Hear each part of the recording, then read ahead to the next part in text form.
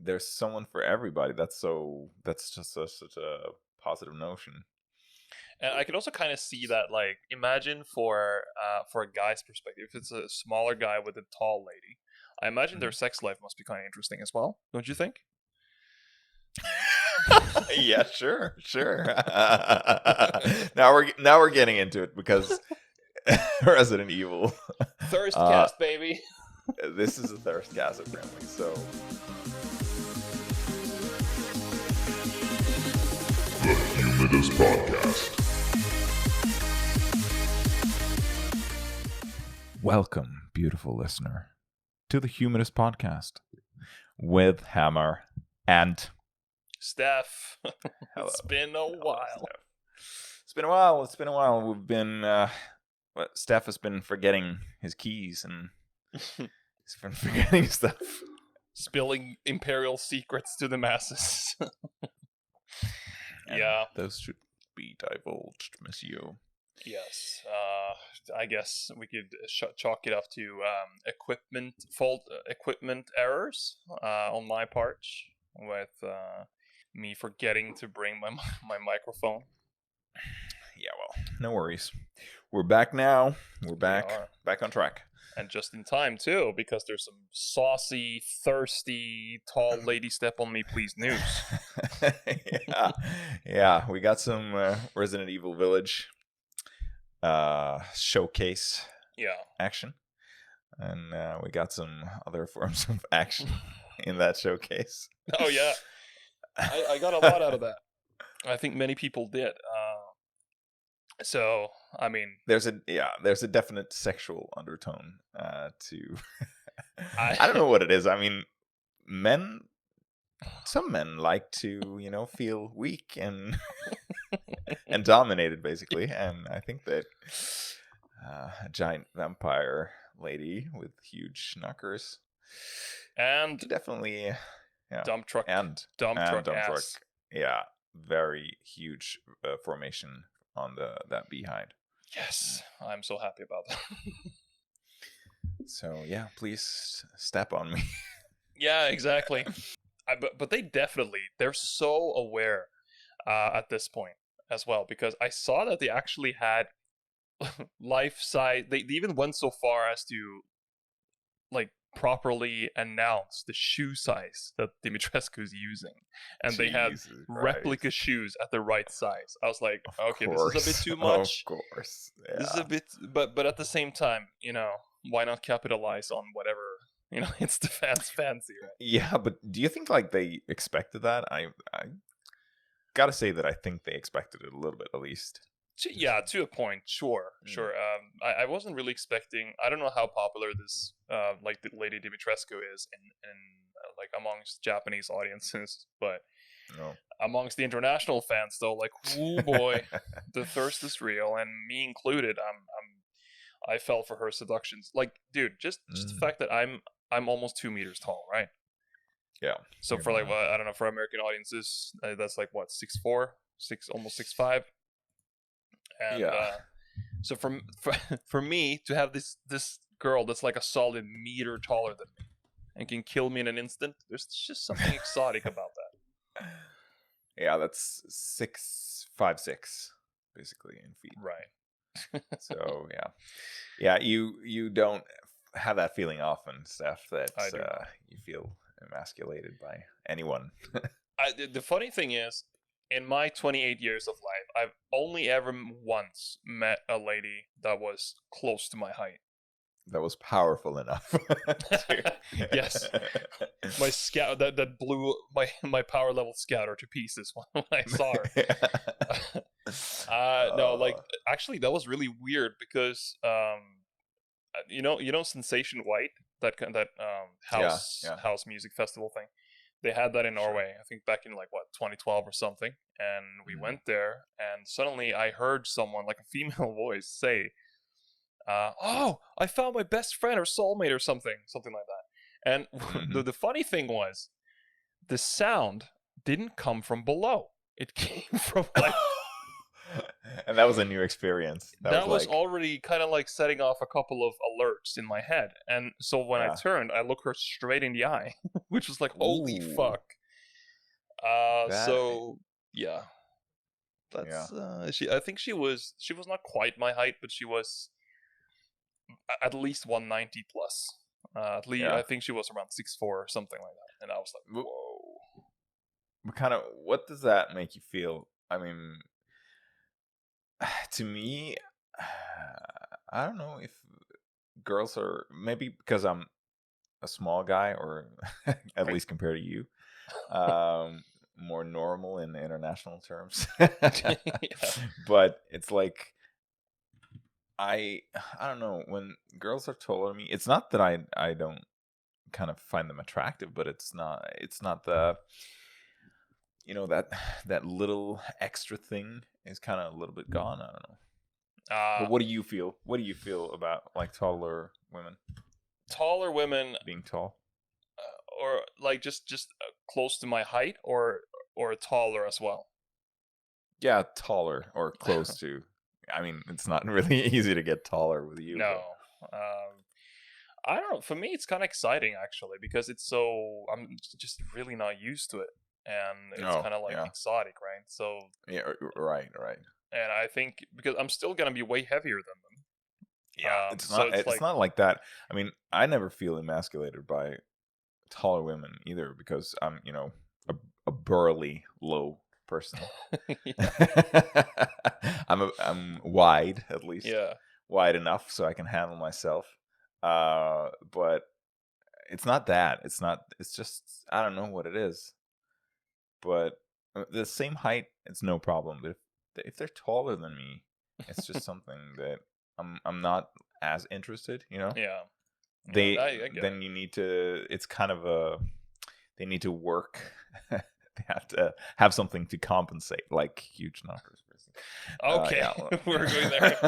But I think, but to flip the perspective a lot of it, it's also a thing Yeah. with tall women. Also, I think a lot of them kind of feel the same way about shorter guys, right? I think that's also a thing, Yeah. isn't it? Sure. But then I've seen like something that's very weird, a trend where very tall women are with very small guys. You seen that? I've seen it, and Yeah. it's interesting. I mean, by all means, like, break the trends. I like it. I'm all for it. It's feel very that- Yeah, I feel that like that's a weird combination, but it's almost like it fits perfectly, because the guy is like often overcompensating for his height, because that's Yeah. like a thing with guys, and most women like taller guys, and it's like small guys often are very, fast talking, they're high risk takers, Yeah. maybe they make a lot of money, or they're very social, or kind of Fuck. assume leader positions. Is that by what I've been force. missing out on by being tall? No, but I mean, you know what I mean. That Yeah. stereotype small guy that's just striving and working hard to prove himself, because he needs I to know. prove himself, or he thinks he needs to prove Yeah, himself. And that- same with the girl, that she's not small and petite, which is a female stereotype. So they kind of perfectly match up to each other, Yeah. in some weird way. Yeah. I mean, yeah. There's just a lot of flavors, right? And Yeah. honestly, I think that I mean, and you also see like the very, how to say, the very skinny guy with the very cumbersome lady. You also see that, right? Yeah, sure. Which it's always interesting to see how these people find each other, but also at the same time, like, go for it, right? It's Yeah, of course. I it's mean, very interesting to see. there's someone for everybody. That's just such a positive notion. And I could also kind of see that, like, imagine for a guy's perspective, if it's a smaller guy with a tall lady, I imagine their sex life must be kind of interesting as well, don't you think? Yeah, sure. Now we're getting into it, because Resident Evil. Thirst cast, baby. This is a thirst cast apparently. So yeah. In the showcase, we get to see actually Lady Dimitrescu is Yeah. drinking Ethan's blood, or she's Yeah. cutting his hand or something. Yeah, and then In a scene here. What a scene! That scene happened like wow, Yeah. wow, wow, wow, wow, wow. And yeah, what do you think about like the showcase? Just briefly. Honestly, speaking strictly about, because I didn't get to watch like the full demo footage, which is like because apparently there's a 30-minute demo. Actually Mm. 2 that's going to come out in limited release windows leading up to the game's release. First on PlayStation, and then, which is I think out by the time we're recording, at least the first demo, and then there's going to be one for other consoles as well in May. Yeah. But so, and then they also showed like the trailer that showed more story, and that trailer to me just got me more hyped. I'm really intrigued with what they have here with the characters, like it's just, I don't know, it's so different than what they've done before, and it's just something so cool about that gothic setting and their take on it. You know, the Lycans look kind of normal, I guess, what you would expect, but at the same time, Yeah. the vampires, the proportions, like the characters, the old lady with the skull staff, and how Ethan fits into this. Chris Redfield being framed as sort of a bad guy. I think that's a red herring, though. You do? Yeah, maybe. But all of it, I'm really curious as to how it all fits together. And somehow Umbrella is involved in all this. How the flying bullshit is that going to happen? Yeah. That one was also my thought. Like, how are they going to bake that one in? Yeah. That's going to be interesting. It is. But, actually, my coworker had a pretty interesting theory on this, you know, where he just said, like, all right, but how about if Umbrella, or like the Dimitrescu family and whatever, Mother Miranda and all that, what if they're board members on Umbrella? And then they've been providing, you know, their blood and like things like this to help further the experiments, and then they get something in return, like these kind of things, right? So it was kind of an interesting theory, I thought. Yeah, I imagine like their biological input would be interesting. Prime specimen giant females, let's go. Yeah, but yeah, like you said, this just hypes it up even more. It looks incredible. Everything we get to see that is new is up to snuff with what we've seen. Yeah. And and the story tidbits here and there just make it even more enticing. So yeah, I agree. I'm also gonna. Oh yeah, you want to? You want to? Let's go from proportions to performance. They apparently announced what the performance is gonna be like on the different consoles for this game, which I found kind of interesting.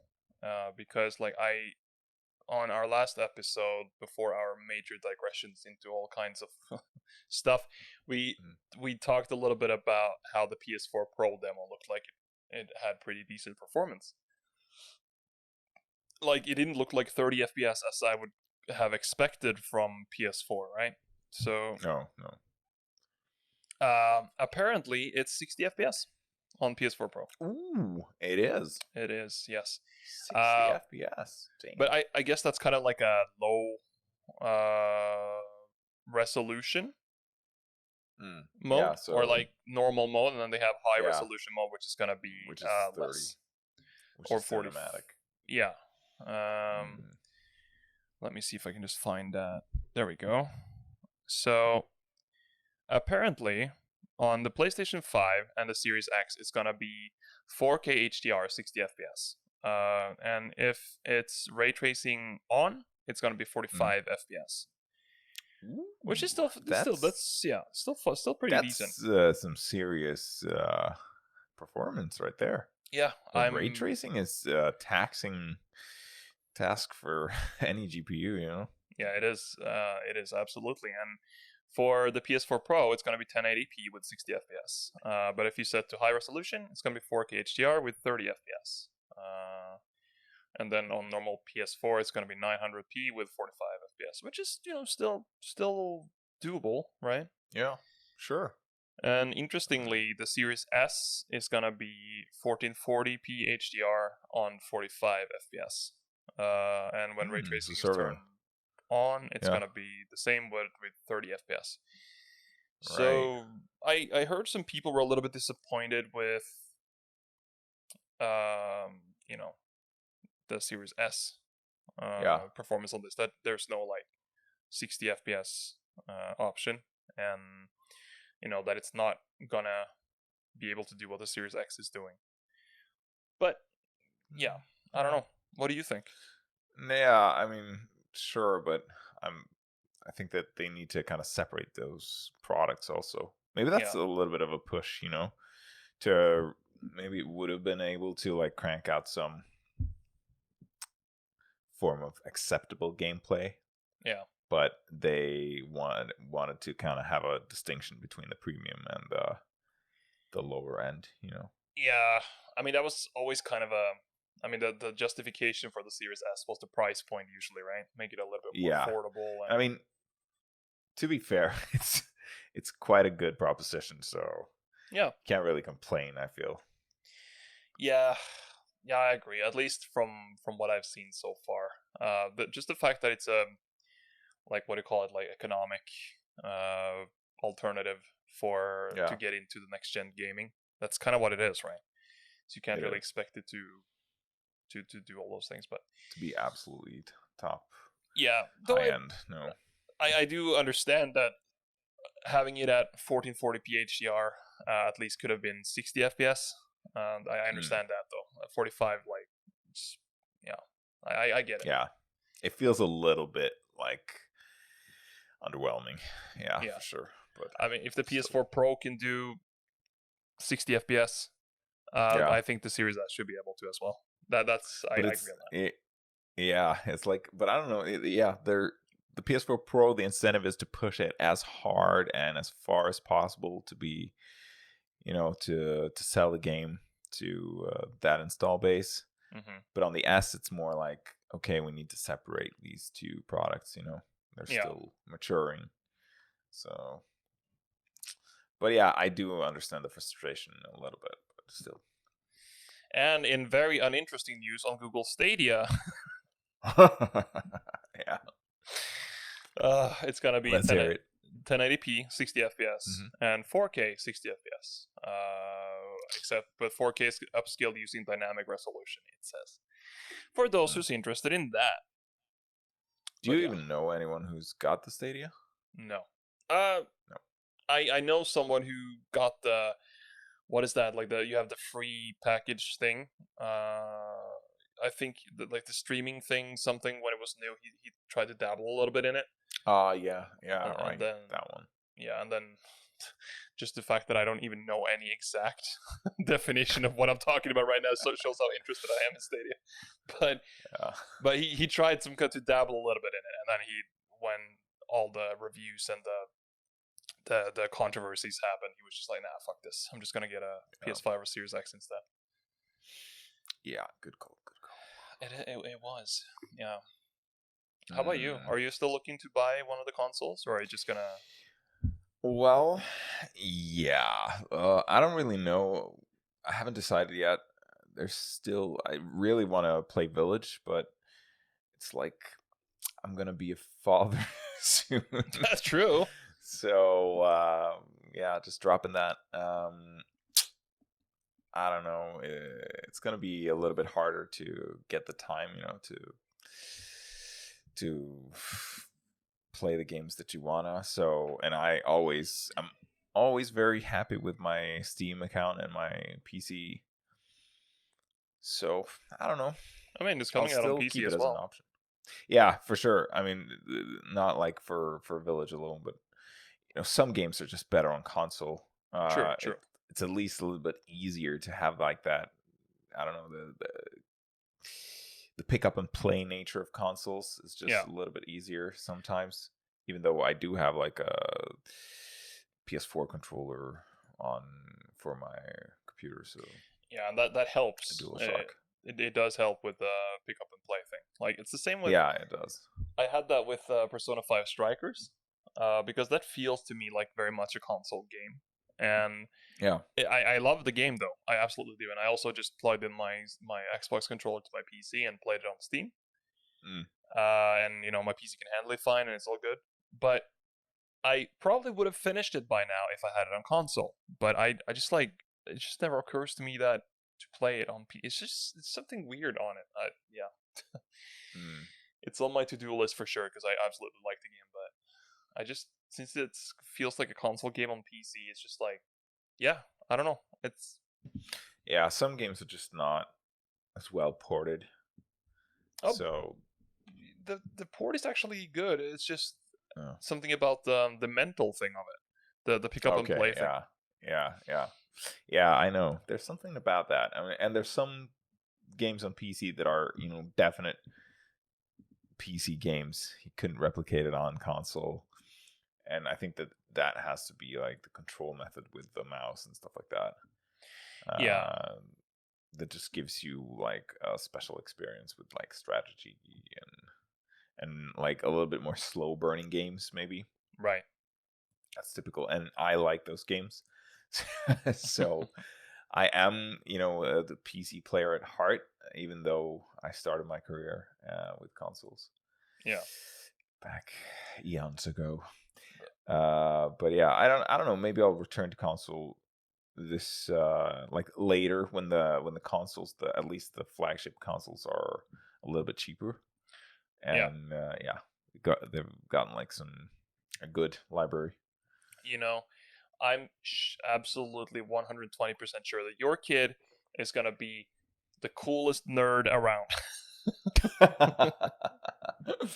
Yeah, I mean, we'll have to wait and see if he kind of grows up to become a gamer. Maybe he's gonna be a jock. I don't know.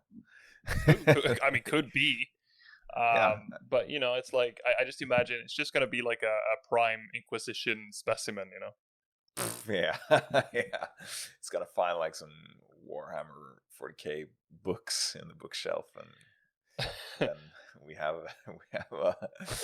he's gonna landslide on our hands. Just imagine he goes into assuming it's a he, but imagine he goes into the living room, or he leaves.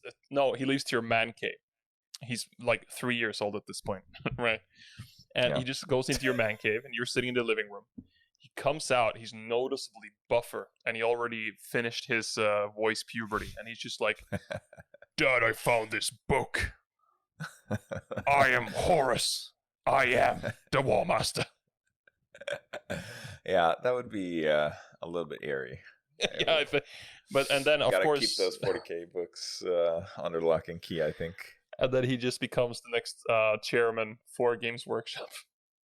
Yeah. I mean, being a 40K avid 40K nerd, sure, I accept anything. I mean, we have some strong indications that it's actually gonna be a he also. So, yeah, well, that is very uncertain, but yeah, there you go. I let it slip. See, it's either gonna be the coolest jock or the coolest like gamer girl. Like I'm calling it right now. Yeah, it's gonna be hopefully not a streamer gamer girl. Oh, it depends on the kind, right? Yeah. You know what kind I mean. Yeah. But yeah, I mean, I'm open to anything. It's just this kid is gonna be its own person, and it's gonna have the possibility to unfold in whichever way it wants to. In whichever way Kay wants to. Yeah, the Almighty wants to. Already has designed. Yeah, exactly. Of course, it's already written. Yeah, so it's already written in the script. It's in the code. It's hard coded. But yeah, but have you been playing like some other games lately, or? Well, I played through. I played a lot of Outriders. Right, Outriders. Yeah, that game. What do you think now? Well, it started off pretty solid. I mean, it's got its jank. It's definitely got its jank. Like for example, All dialogue is like complete. It's really weird. The tone is all over the place. And the people say things that you just sit there and you're just like, well, Nobody says that. Yeah, like so. Also, this is how people talk. I've been doing it wrong all this time. But there's like one interesting character out of everyone, and the story is kind of like, I skip most cutscenes because I just, well, for two reasons. One, the story didn't really hook me after the intro, and the second is that they're kind of edited a bit wrong, so the cutscenes will end very abruptly. But then there's a lot of weird shit too. Like, for example, you're always under fire, so all the enemies have extreme aim. So they'll, like, as soon as you leave cover, even sometimes when you're in cover, you'll be under fire immediately, and you'll always take damage, and it's very like annoying, at least to me. And you have this concept of world tiers, which is kind of like, as you progress, you fill up this meter, almost like an XP bar that increases world tier, and that functions as like the difficulty. Okay, yeah. And with increased difficulty, it's the Diablo style of better rewards, more XP, these kind of things, right? Which is cool. I like that. But then sometimes the world tier can increase mid-boss fight and stuff as well, in which case it will be significantly harder. You'll get super shafted. Then not only that, but you'll get the previous world tier rewards for that fight. Because, like... so you get the bad thing and not the good thing. Kind of, yeah. Easy, but it's also kind of like an anti-cheese mechanic, so that you wouldn't just... Yeah, for sure. So you can't, like, just do it the last minute. Yeah, so I that's okay and all that, but it happened to me at the most inopportune times. I got super screwed. So like I was leaning on a 7 for a while. Like, this is like a really fun 7 out of 10 game. Not worth $60 for sure. But on Game Pass it's free, right? So it's like, it was definitely worth it for that. Then as I got further along, I played most of it solo, and it just got to such a, I don't know, it just got to this kind of like difficulty spike where everything was just stone wall. So now and also just the fact that you get stuck on geometry when it's very important that you, because that's always, a fucking rage moment. Yeah, and like, you can dodge roll and all that, but the dodge rolling doesn't really provide you with that much invincibility frames. The cover system is absolute dog shit. And there's always going to be constantly spawning enemies that suddenly can just spawn on the side of you, and while you're in cover, and it's just like, I don't know, it was annoying. And then you try to dodge away, and you get stuck on this small like branch that just keeps you in place. You die, or sometimes the geometry is very weird, so that you get boxed in by enemies and you can't dodge through them. And so I don't know. In the end, it all piled up to take it down to 5 out of 10 for me. Yeah, that's a substantial reduction. Yeah, I can see why. Yeah, I mean, if you play with friends, I'm sure it's gonna stay a 7 out of 10 game, probably. Yeah, sure. But for me, it I don't know. At some point, I just wasn't having fun anymore. No, and being an older gamer, I feel that that's kind of getting to be a thing, that when you're as old as me or as we are, you get a little bit more picky. Yeah. With your time, and you don't tolerate. Before you could tolerate anything, the jank, anything, just to try a new game. But now it's like, if it just gives you a little bit too much resistance on the wrong, like, not like difficulty and stuff like that, because that can be very enjoyable. But like you said, clipping on geometry and kind of getting shafted by the game design in itself, those things you have low tolerance for now. Yeah, absolutely. And I definitely feel that. Outriders, it has some good things going for it. If you have Game Pass, check it out. I think it's only on console Game Pass though. But so yeah, if you have a Series S or X, then yeah, try it. And if you have friends to try it with, even better. You can have a good time with it. It's worth it. Yeah. But don't expect don't expect super high quality. Is all I'm saying. Feels like a budget title in a AAA package. Yeah. Yeah, I mean, back in the day, that was like every other game was like that, you know. Yeah. At least for PC, where you could get some real turds. Some real turds. Yeah, you could get like things that all the marketing and stuff were really convincing, and when you got to play the game, it was like super janky and real dog shit. Yeah, just real dog shit. But you kind of squeezed that lime, you know, and just continued on trying to like it. I remember owning a couple of games like that. Yeah. Oh yeah, but but nowadays you're so picky. You research everything. You kind of I can like speaking from my own experience. I'm very diligent about what games I give a chance now. Yeah. I mean, even if it's really promising, but it kind of has some elements that I know that I don't like. Yeah. I'll be like, no, I'll pass on this because my time is so precious now, and you know, basically I play games to as almost a necessary R&R exercise. Yeah. You know, just to get your mind completely off from the world and all your daily concerns, challenges.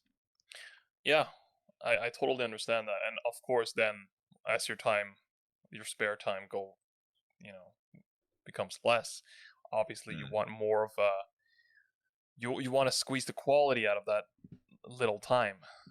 For sure. To just, I don't know, you just need to optimize it, and it feels a little bit, I don't know, it's a little bit soulless also to be like that, but still, when you find the game that really, really fits, like for instance, Green Hell, yeah, which I loved and played 150 hours. Yeah, it was like a perfect game like that. Just, you know, it fit me 100%, and I could always get my enjoyment out of that, and it never disappointed.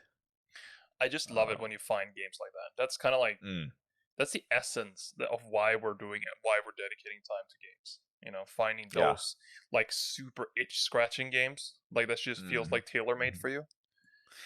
But have you noticed that sometimes you're just on a hunt for the next experience, and you sift through a billion titles on Steam, and you're like, oh no, not this one, not this one, and you eventually become so kind of starved that you just buy something that you think you ultimately know that it's not up to snuff, but you just want something, you just want to try it. I'm sure half my Steam library is games like that. You have like I at least have 50 games like that. I mean, I have so many games like that. You just need to trust your instincts. Yeah. Be true to yourself when you're critical. When you sit through the Steam library. Yeah, I actually did that with I really like Dragon Ball Xenoverse 1 and 2. I mean that game can be very frustrating and has its problems, but as a Dragon Ball fan, I enjoyed the hell out of that game, or those two games. And then you have the other game called Jump Force, which is sort of kind of like Xenoverse, but it's with all the Shonen Jump, the popular manga protagonists mashed up, right? And you could tell from the art style, it's trying to be this kind of like weird, hyper realistic, accentuated version where like on some characters it looks good, on other characters it looks hella weird. Like Trunks, someone looking at you, you look fucked up. But all the characters like Frieza look pretty awesome. But yeah, and I thought, oh wow, this is like Xenoverse just with all the manga characters. Then I read the reviews, and it's like, all right, the story's garbage. Gameplay can be fun, but very like simplified, and it's kind of like repetitive after a while. Even though the attacks and ultimate attacks and all that can look very spectacular. Yeah.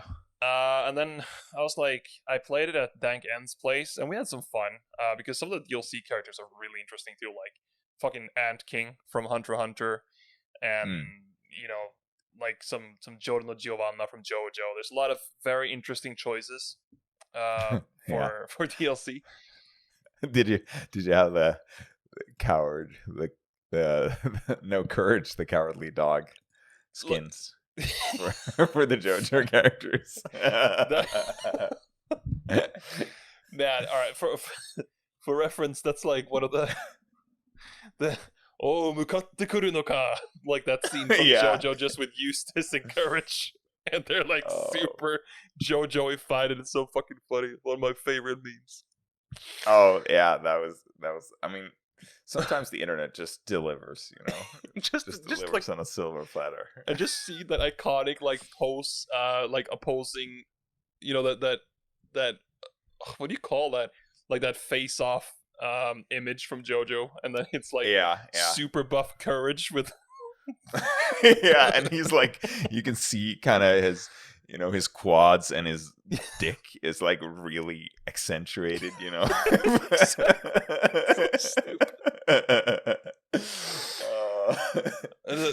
His face isn't visible at all, but you can kind of see that he has ears. The Courage ears, and you see those glowing eyes hidden in shadow. Yeah. And then Eustace is just like this buff dude with like that handsome boy face, but just with Eustace's clothes. Yeah, and just slapped on that dank ass hat that he always has. And then he does like super extreme JoJo pose as they are facing each other as like the do do do do go go go like that. Yes. Yeah. Oh, you got me with that one, man. And he's like cracking his knuckles. Yeah, and he's like, you made me look bad, stupid dog. Oh, I'll try to link that meme in the description of this video. yeah, you got to do that. People are got to see that. It's probably not as fun for you guys, but yeah, it's great. Oh my god, Courage the Cowardly Dog was an amazing show. Yeah. Oh man, that's a good show. Children's shows were so much better back then, I feel. That's probably what every kid said at all times in all generations. But still, ours was the best. Can't contest it. Yeah, I just remember coming home from school and watching Courage, and it was such an LSD trip to watch that show. It was so weird and strangely. You never. It was always the same format, but you never knew what you were gonna get. You know. Yeah, true. And it was super creepy. Super creepy. They managed to play on like some factors of human psychology that I have never actually seen replicated. Yeah, and some of the uncanny designs of the monsters and stuff as well was just like it was just it all clicked together to become this very entertaining but also very kind of like creepy. And there was a couple of episodes that really creeped me out when I was a kid. You know? Yeah, that whole universe.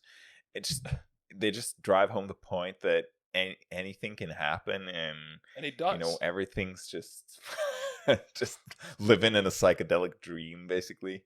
Yeah, I mean, and like all the episodes where Eustace dies in some kind of way or suffers a horrible fate. Yeah, and Courage always trying to save Matilda, and she gets mutated and turned into a ghost, trapped into a vacuum cleaner. Oh, yeah. What when about Mr. that? Katz comes to, he's like a recurring character. Yeah, it's just a humanoid cat man whose name's Mr. Katz. Yeah, and he always, you know, kind of he has these recurring roles in different kind of jobs or whatever, and Yeah. he's always an ominous character, and I think he's trying to sell a new vacuum cleaner, like a door salesman. Yeah. And basically that's some evil ploy to suck in Muriel. no, is it Muriel? It's not. Did I say Matilda? That's That's Norwegian name name. for her. Yeah. Muriel and Eustace, and it's like who comes up with that? And inside the vacuum cleaner it's like a separate dimension Yeah. where like dust creatures live and stuff like that. And because there's also this episode called Cat's Motel where they stay in a motel where he has these giant ass spiders that he sends to them. Yeah. Yeah, that one.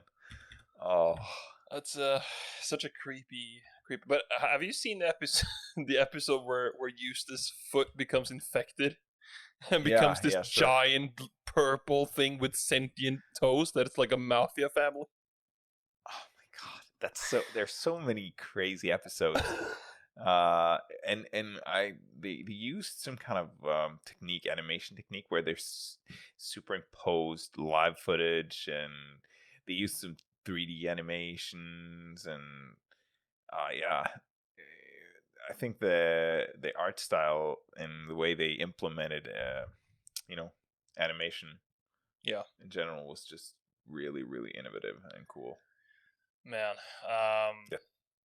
I think probably most of our listeners have seen Courage, but if you haven't, you just Do it. Yeah, check it out. There's a lot in it to enjoy, even for older audiences. Yeah, absolutely. And I don't know. Do you have anything more you want to talk about? Any more news? I guess I can just conclude the point I was making about Jump Force. Yeah. Because like my whole point was that like, all right, I'm not gonna care about the shitty story and the shortcomings that I saw in every review. I'm just gonna play it and play as the DLC characters and have fun with that, and just convinced myself that it was gonna be fun. Yeah. And it was for 30 minutes after I finished trying out Ant King and Grimjoe and the characters I was interested in, movesets and all that. Yeah. And then I never played it again. Yeah. I mean, that's a story as old as Steam itself. Well, that's a very good analogy. Very good way to put it. Yeah, because when you buy stuff on like big sales days, and in Christmas, a big Christmas sale and summer sales, you just buy stuff, shit that you've always been a little bit interested in. Yeah, just being like, yeah, this is for me, but not quite pull the trigger, and then you just do it, and it's shit. Like, you really deeply down, you knew that it was gonna be shit. Yeah. Or not for you, but you gone ahead and bought it anyway. Yeah, you just found some momentary weakness that told you, like, no, you are gonna enjoy this enough to justify justify the purchase. Oh yeah, I know. Like, I really loved Subnautica, for instance. Oh yes, I've been curious about that game. I've watched a lot of gameplay. Have you watched gameplay? Okay. Yeah, but it's on Game Pass, so I'm really like just about to try it. Man, just try it. Jesus, I know. It's on Game Pass. Yeah. Fucking Subnautica. It's a really great game. It looks like it. It's a very unique experience as well. Yeah. Like no other game has ever kind of done that spin on survival and crafting. Right. But I played also Subnautica Below Zero, and that just, it was too samey for me. Okay. And it just wasn't, the thing with the Subnautica is it's the wow factor, the first time you just jump and dive beneath, and the exploration and the kind of drive to make bases and small kind of frontier bases in the depths. Yeah.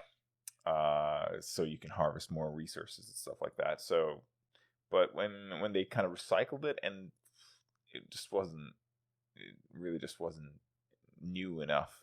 The below zero, yeah. So that was like that I bought and played for like 4 hours or something, and it was just too samey. Same with a game called Breath Edge, which is supposed to be very Subnautica-like or esque, or at least Steam told me it was. But Yes. it really wasn't. It's not a bad game, but it's just when you kind of seek that thrill, The you seek Subnautica that itch. high. Yeah, you seek that same high, and you just can't get it. Then so I spent like Subnautica was, I don't know, maybe $25 or something when I bought it first, but then I at least spent like $40 just to seek that high again. Ooh, okay. Just like buying Below Zero, the kind of expansion or standalone expansion for Subnautica, and Breath Edge. Both of those games were not. And I also bought a game called Astroneer. Yeah. Which was a little bit more enjoyable, but still not my type of survival crafting game. Yeah. There's just something about it being so gamey and colory, and the planets are so wacky, and But not in a good way. Not endearingly No, not wacky. in a good way. Not endearing, no. So yeah, you can easily get lost trying to seek that high. Same with the Terraria. Oh yeah. Which is like a 2D Minecraft-y game, which I absolutely loved.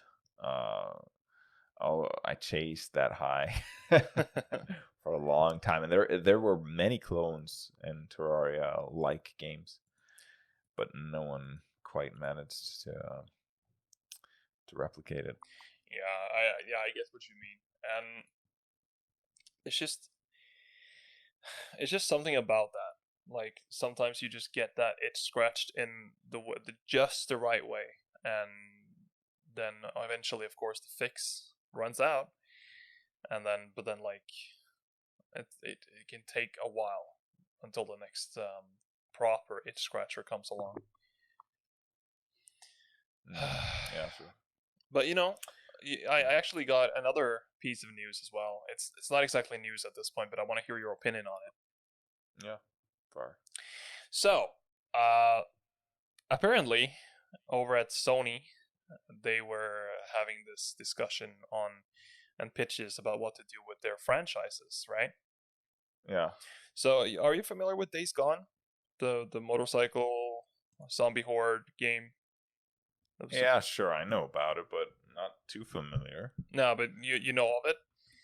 Because like that game got decent reviews, and eventually it got patched more, and it grew a cult following, and people it grew on people, so to speak, even though it was like a lukewarm reception at launch. Right. I never tried it myself, but I figured like, hey, this. I always thought that it has potential, so like a sequel would potentially be quite nice, right? Yeah. And so apparently there was a pitch for a Days Gone 2, which was supposed to be like a co-op experience, or like you can play co-op in an open world, persistent world kind of thing. Sounds cool, right? Yeah, sure. That was rejected, and then instead they were like, "Hey, we're big brain people here at the XX off it, so why don't you guys just remake The Last of Us 1 instead?" Okay. Okay. Yep. Whoa. Yeah, that's a direction change. Well, The Last of Us 1 was, as a classic. Yeah. But remake it, like totally remake it? Yeah. Remake it, or like remake as in make it again, but from the ground up in an updated engine. in a new engine? Yeah. I don't know. I mean, no, I don't think that's a great idea. It's not. It's a shit idea. It's very unnecessary, I would say. Yeah. Um, Do you feel like the game is old enough to warrant that? no, it's much too young, and it's a game that doesn't necessarily really benefit too much from that treatment. Yeah. As well, and people who love that game know the story in and out, and you're probably maybe gonna play it again. I don't know. I don't think that's a good idea. Yeah, and like the thing is though, in my opinion at least, sure they remastered it for PS4 and such, but even the PS3 version, in my opinion, still looks fairly decent.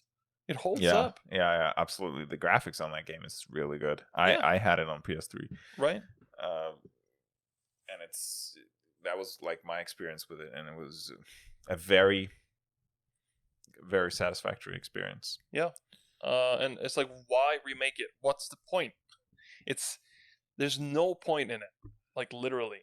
Even if they remade it in like graphic engine equivalent or like graphic level equivalent, or let's say a couple of years down the line of what we saw in Last of Us 2, because whatever you thought of that game, the graphics are amazing. Yeah.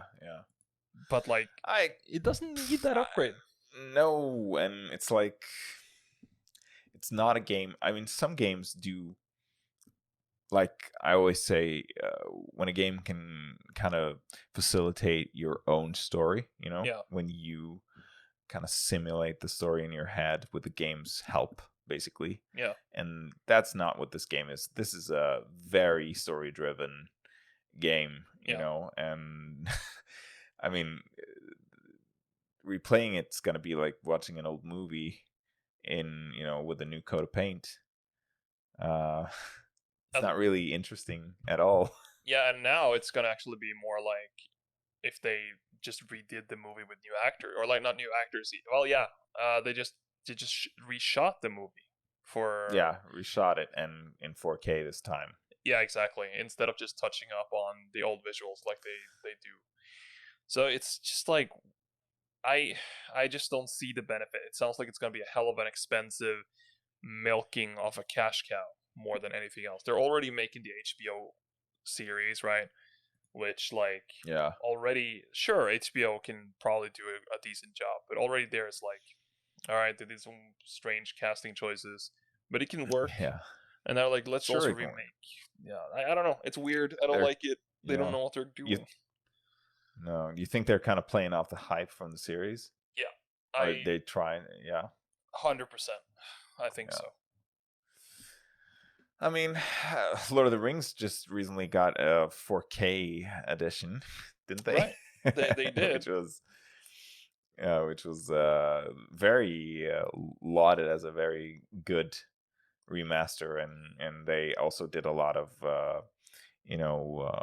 directorial kind of decisions with some shaders and stuff like that, which was very well received, as I understand, from the community. I heard that like even if this is the version I'm thinking about, like they also they upgraded some of the effects and stuff as well. That Peter Jackson himself actually said that like now we're actually, with the current technology, we're able to really bring the vision I had for it back then. He said that. And if that's true, I want to see that for sure. Yeah, for sure. But those are one of the best movies ever.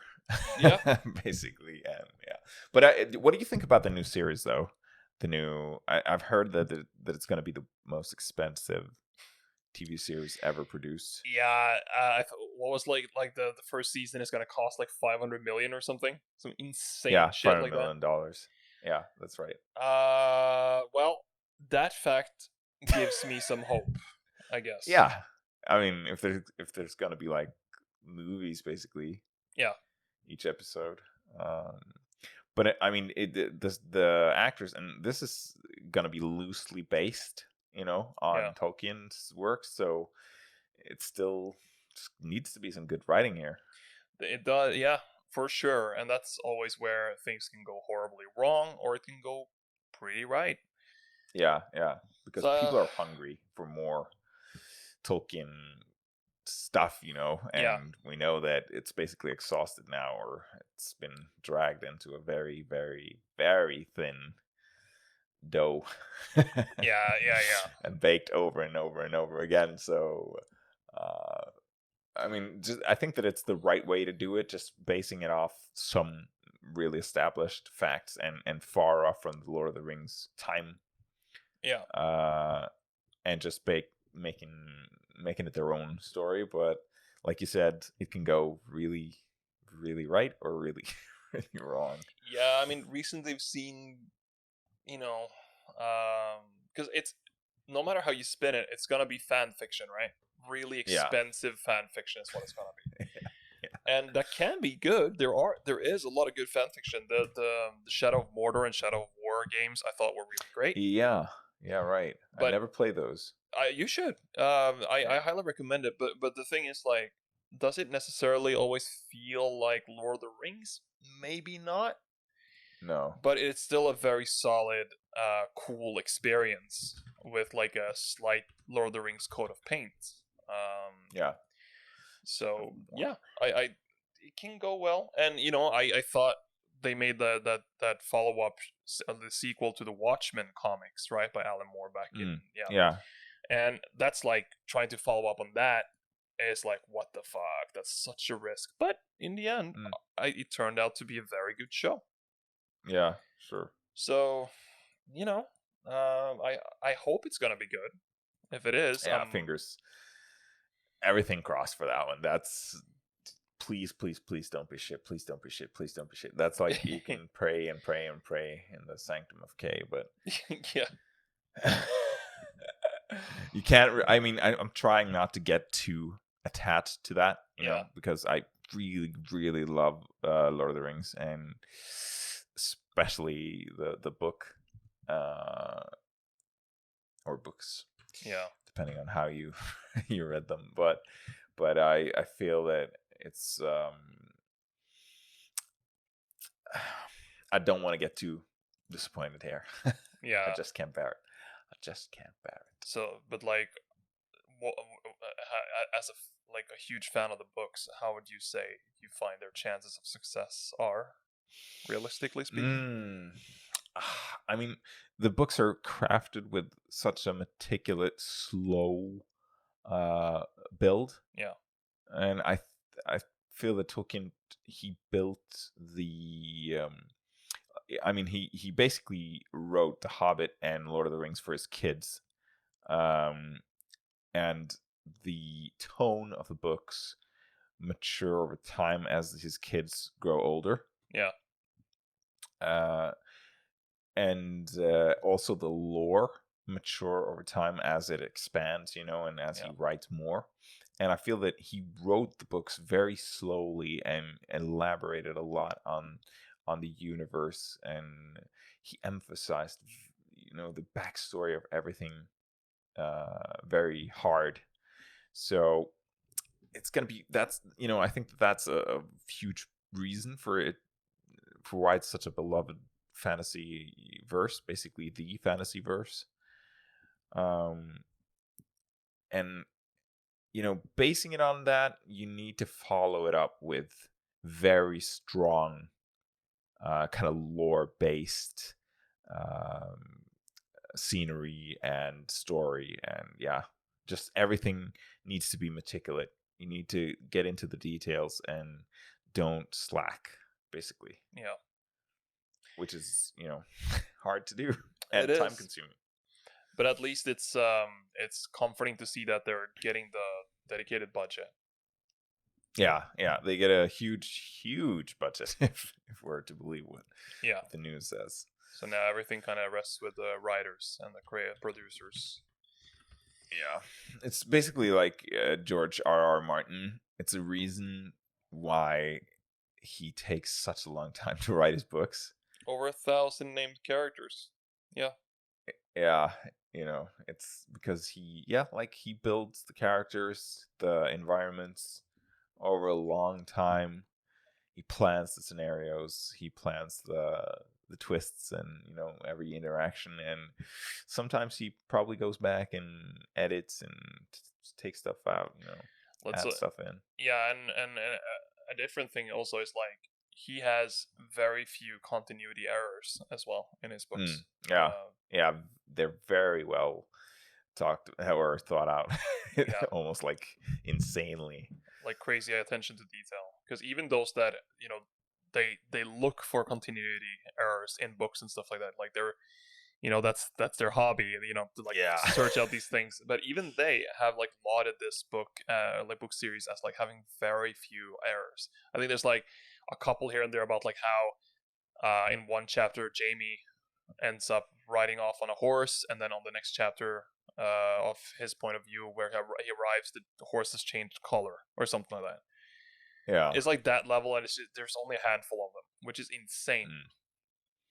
Yeah, I mean, how old is George now? He's 70, 72? Is he? Has he passed 70 yet? Yeah, it says here, George R. R. Martin, American novelist, 72 years. Right. He's got to get to work, finish those books. I mean, I love his books to death. Yeah. So the first one came out in 1996. Can you believe that? Yeah, that's insane. And just the fact that I read Dance with Dragons right after it came out. Or listened to it on audiobook as I was slaving away at the factory. But like, it's already been almost 10 years. No, it is 10 years since that book came out. It's 10 years to this year. Yeah. 2011. Pure insanity. Yeah. Yeah, time flies, man. And just like that, we need to wrap up this podcast. We're passing an hour. Nice segue. Yeah. Okay, people, remember to stay humid and stay dank. Like and subscribe.